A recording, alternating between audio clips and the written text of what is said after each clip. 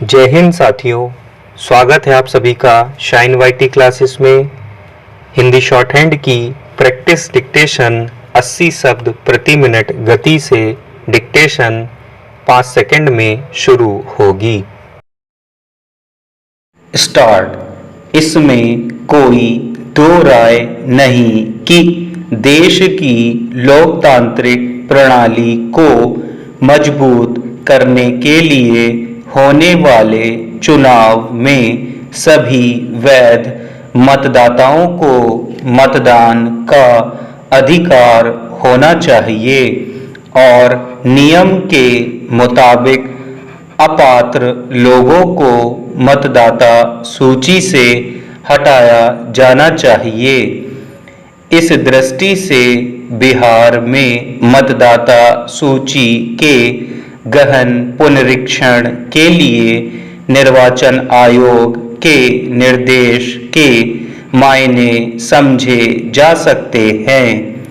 सवाल है कि अगर इस सूची को दुरुस्त करने के क्रम में किसी मजबूरी या अन्य परिस्थितियों की वजह से वैसे लोग भी मतदान के अधिकार से वंचित हो जाते हैं जो वास्तव में इसके हकदार हैं, तो इसकी जवाबदेही किस पर होगी?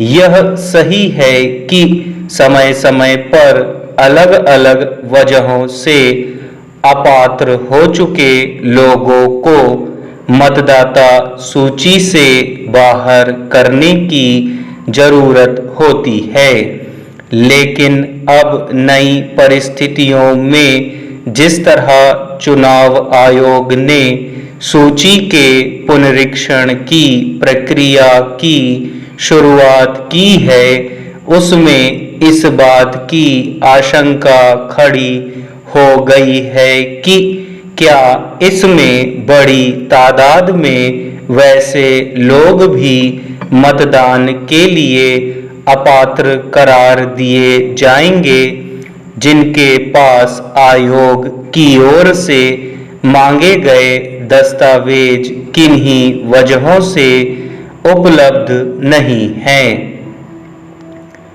मतदाता सूची को त्रुटियों से रहित बनाने का काम निश्चित तौर पर संवैधानिक रूप से सही है, लेकिन विपक्षी दलों की ओर से इसके औचित्य पर सवाल उठाने के भी अपने आधार हैं। आयोग की ओर से इस सूची में बने रहने के लिए जिन स्वीकार्य दस्तावेजों को प्रस्तुत करने का निर्देश दिया गया है, बिहार के बहुत सारे लोगों को लिए यह एक बेहद मुश्किल काम होगा।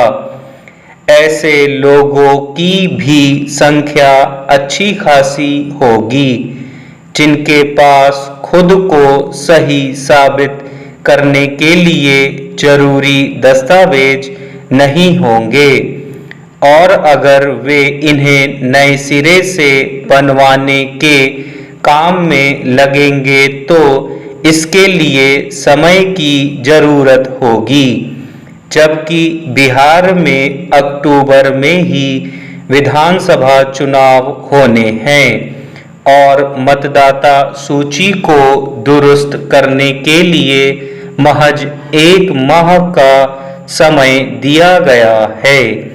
स्वाभाविक ही इस समय के चुनाव पर भी सवाल उठ रहे हैं। ऐसे में प्रक्रिया पूरी होने के बाद आयोग की ओर से विधानसभा चुनाव के लिए जो अंतिम मतदाता सूची प्रकाशित की जाएगी, अगर उसमें शामिल होने के पात्र लोग किन्हीं वजहों से छूट गए तो उनके दावों और आपत्तियों को निपटाने के लिए क्या व्यवस्था की जाएगी? यह छिपा नहीं है कि बिहार में एक बड़ी आबादी ऐसे गरीब और कम शिक्षित लोगों की है जिनके पास सरकार की ओर से जारी आधिकारिक दस्तावेज नहीं होंगे। स्टॉप।